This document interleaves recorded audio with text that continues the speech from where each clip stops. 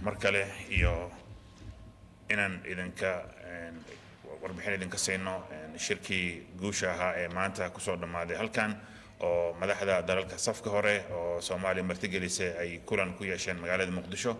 kulankani muhiimka ah sidaan hore u sheegnay waxaa shir gudoominaya madaxweynaha Jamhuuriyadda Federaalka ee Soomaaliya mudane Xasan Sheekh Maxamuud. waxaa kala soo qayb galay madaxweynaha dalka Djibouti mudane Ismaaciil Cumar Geelle, madaxweynaha dalka Kenya William Ruto iyo ra'iisul wasaaraha Ethiopia Abiy Ahmed.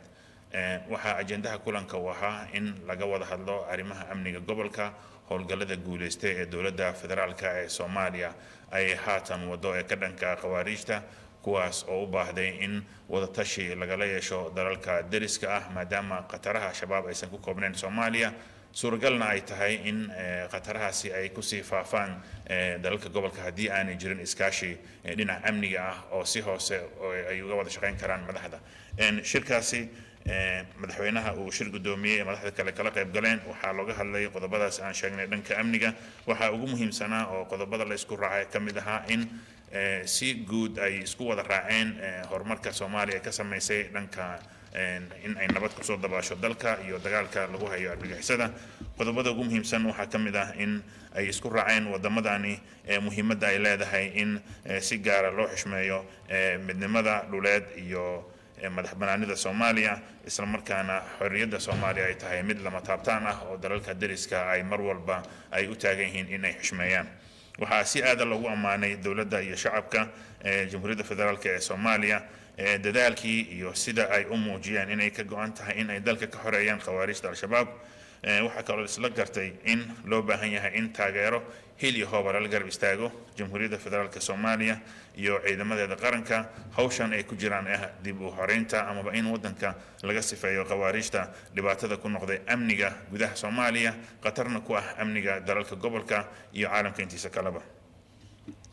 waxaa la isku raacay oo ay soo dhaweeyeen madaxdii ka qayb gashay shirkan dadaalada dhinaca siyaasadda ee dowladda federaalka ee Soomaaliya ay wado, gaar ahaan kulamada NCC ama golaha wadatashiga qaranka oo Jamhuuriyadda Federaalka Soomaaliya dowladeeda dhexe iyo dowladaha ka mid ka ah ee federaalka ay kaga hadlayaan ajendaha iyo inuu isku meel la isu wada keeno dagaalka ka dhanka ah khawaarijta al-shabaab. waxaa kaloo si weyn halkaasi loogu ammaanay mashirka go'aamadii kasoo bax ka mid ah oo lagu taageeray bogaadina loogu jeediyey ciidamada ADMIS ee midooda Afrika dadaalka ay ka wadaan Soomaaliya goboleeda kala duwan. waxaa sidoo kale la soo dhaweeyey dadaalada Soomaaliya ay wado ee dib u qaabeynta ciidamada iyadoo ay jiraan ciidamo badan oo Soomaaliya tababaro meelo kala duwan ka soo qaatay gudaha iyo dibaddaba. ujeedkana uu yahay in ay ka guulgaaraan xoreynta dalka isla markaana amniga dalka ay sugaan. waxaa kaloo la soo dhaweeyey codsi ay soo jeedisay Jamhuuriyadda Federaalka ee Soomaaliya oo ah in dalalka ciidamada ka jooga Soomaaliya ay si laban taageerada ay siinayaan Soomaaliya haddii noqoto dagaalka haatan lagula jiro argagixisada al-shabaab, in xuduudaha dalalkaasi iyo Soomaaliya leeyihiin laga ilaaliyo in ay arbushaad amaba ay shabaab halkaasi ka gudbaan. arrimahaasi ayaa ka mid ahaa.